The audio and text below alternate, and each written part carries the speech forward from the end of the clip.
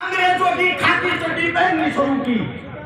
खाकी चड्डी पहनकर वो सब हमारे को सर्टिफिकेट दे रहा कि तू हिंदुस्तानी है, तू हिंदू है, तू मुसलमान है।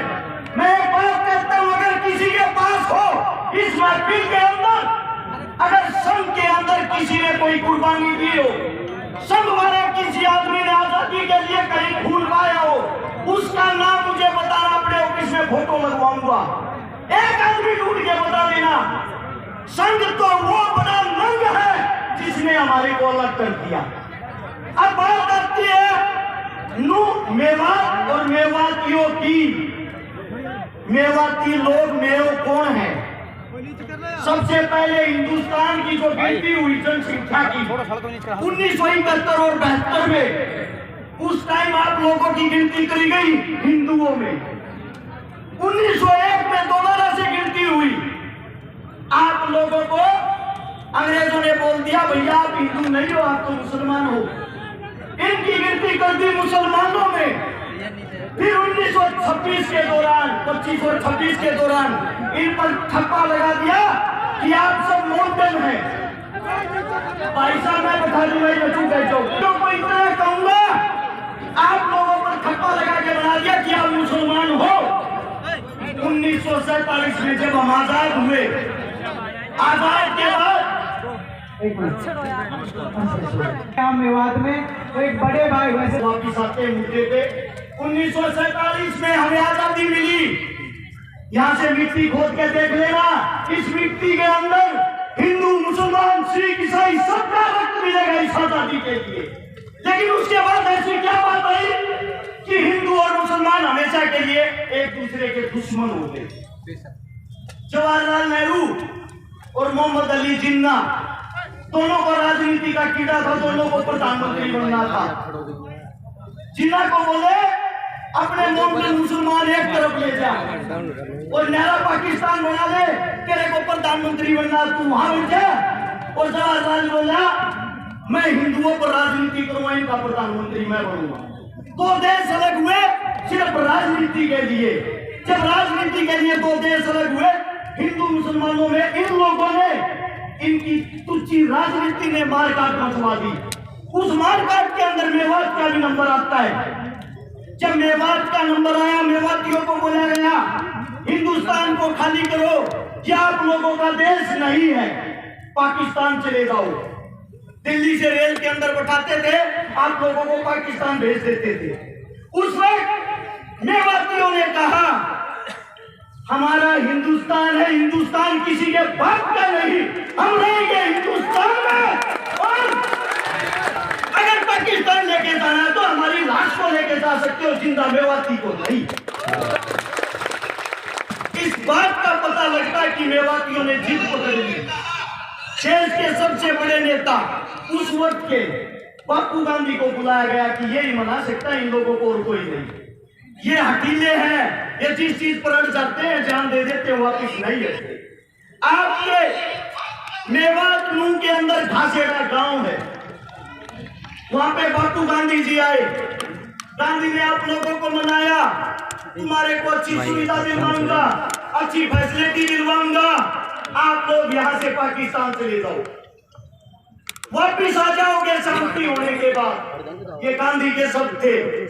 उसी वक्त एक मेवाती गुजर ने खड़ा होकर कहा गांधी जी हमारे को हमारे देश के अंदर मिट्टी दे दो, मिट्टी नसीब करवा दो, वो काफी है, देश को छोड़ के नहीं चाहिए।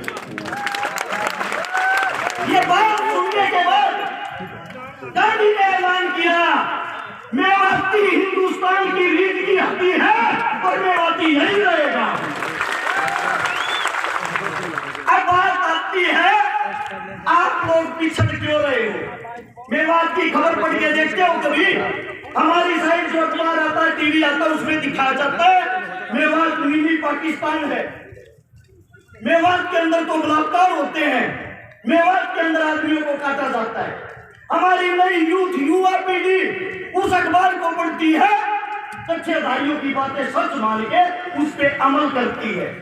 उनको यह दिखाई नहीं देता इस देश को जो हाल में चला रहा है, सरकार चलाने वाला जिसका नाम है नरेंद्र मोदी, भारत देश का प्रधानमंत्री, जिसकी जो जाति की अगर बात आती है, जिस जाति में उसने जन्म लिया, मैं मोदी साहब से पूछना चाहता हूं, मोदी साहब आप खुल के सबके सामने क्यों नहीं बताते आपकी जाति क्या है? आपने किस जाति में जन्म लिया है?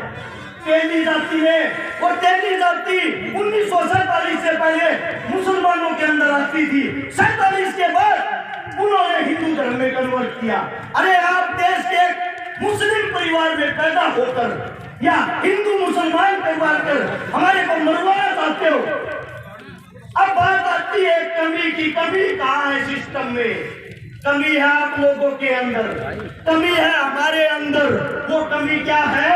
भगत सिंह, राजगुरु, सुखदेव लाहौर जेल के अंदर जब फांसी तोड़े जा रहे थे, उसके बाहर, जेल के बाहर लाखों आदमियों की भीड़ थी। सब उनको क्रांतिकारी मानते थे, सब उनको देशभक्त मानते थे। वे लाखों आदमी बाहर चिल्ला रहे थे, इंकलाब जिंदाबाद, भगत सिंह जिंदाबाद। लेकिन एक भी आदमी के अंदर इंसानियत नहीं थी। वहां जितने बाहर खड़े थे, हिंदू, मुस्लिम, सिख, ईसाई खड़े थे, हिंदुस्तानी कोई नहीं खड़ा था। अगर वहां हिंदुस्तानी खड़ा होता, उन सब की ताकत एक होती, वे लाखों आदमी उस जेल की एक एक ईंट उखाड़ते, जेल का नामो निशान नहीं मिलता, और आज भगत सिंह, राजगुरु, सुखदेव तुम्हारे बीच जिंदा होते।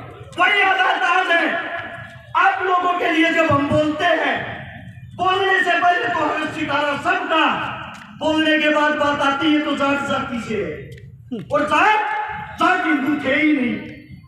दिखाते आज तक क्या किसी गुजराती बाबू ने सरहद के ऊपर लड़ाई लड़ी है? आज तक क्या किसी गुजराती बाबू ने हिंदुस्तान के लिए शहीदी दी है? अरे लड़े हम, मरे हम, देश को चलाए हम, और देश के राजा वो। आप लोगों के अंदर कमी ये है, आप अपने आप को नहीं पहचानते, आप अपनी ताकत को नहीं पहचानते, आप अपने बच्चों को आगे नहीं बढ़ने देते। ये कमी आप लोगों में। जब आपका बच्चा रोड पे मरता है तो अन्य के तुच्छ भैये आपके बच्चे को हिंदू मुसलमान बना के मार देते हैं। आप भी उस राजनीति में फंस जाते हो। आप लोगों के अंदर ताकत नहीं है क्या? आप अपने खून को भूल गए क्या? या आप धमकियों से डरने वाले हो? अगर धमकियों की बात करो, मेरी औरत जब मैं घर से निकलता हूं ये कहती है पता नहीं वापिस आएगा या नहीं। मेरी औरत जिसके साथ मेरी शादी हो रही है, उसके पेट में दूसरा बच्चा है।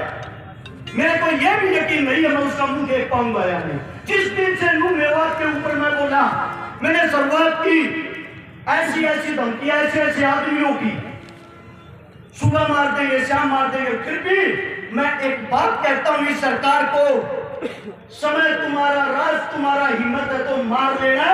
अगर मेरे बुजुर्ग जाग गए, इनका समय आ गया, इन लोगों ने हमारे को ताकत दे दी, हम भागने का मौका नहीं देंगे। फैसला आप लोगों ने करना है। अरे इस देश का राजा किसान होता है, किसान। इस देश को संभालने वाला किसान का बेटा जवान होता है। और आप लोग अपनी ताकत भूलकर हिंदू, मुस्लिम, जाट, ब्राह्मण में फंसकर उन लोगों के बहकावे में आए हुए हो। चारों तरफ से धरती माप लेना। हर 7 किलोमीटर पर एक मंदिर मिलेगा, हर 12 किलोमीटर पर एक मस्जिद मिलेगी, हर 5 किलोमीटर पर पीर बाबा मिलेगा।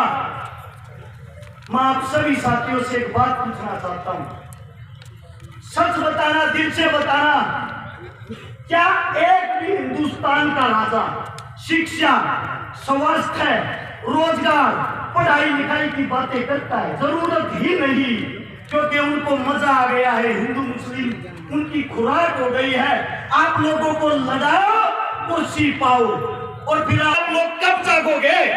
मैं आप लोगों से सिर्फ एक बात कहना चाहता हूं, अगर बिना किसी निरीक्षण के वापिस अपने घर चले जाते हो, आपके बेटे, आपके उन बच्चों की उम्मीदें टूट जाएंगी जो आज हमको धमकियां देते हैं। उनकी धमकियां सच हो जाएंगी। और आप लोगों में एक कमी है, जब आप लोगों की कोई लड़ाई लड़ता है उस वक्त तो आप टांग खींचते हो, और जब आपका बेटा, आपका बच्चा मर जाता है तब उसकी आप मूर्तियां बनाते फिरते हो। अरे जितने जी अपने का हाथ पकड़ के क्यों नहीं खींचते, टांग पकड़ना छोड़ के? मैं सभी साथियों से ये कहता हूं, जो भी मोदी जी बोले वो बातें मुद्दे की करे, हिंदू मुसलमान की करे, नू मेवात की करे, ताकि सरकार को पता लग जाए जो आप भगाने वाली कला सीख रहे हो वो अब नहीं चलेगी आप लोगों की। एक नारा जोरदार, हम सब एक हैं। मैं बोलूंगा हम सब, आप लोग बोलोगे एक हैं। पता लगना चाहिए कुर्सी के ठेकेदारों को। चलो आप कुर्सी पर बैठ नहीं सकते, उस कुर्सी को हिलाने की हिम्मत तो रखो।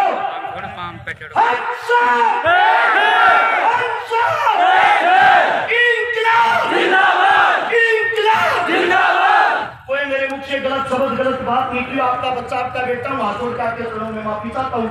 राम राम, नमस्कार, जय हिंद।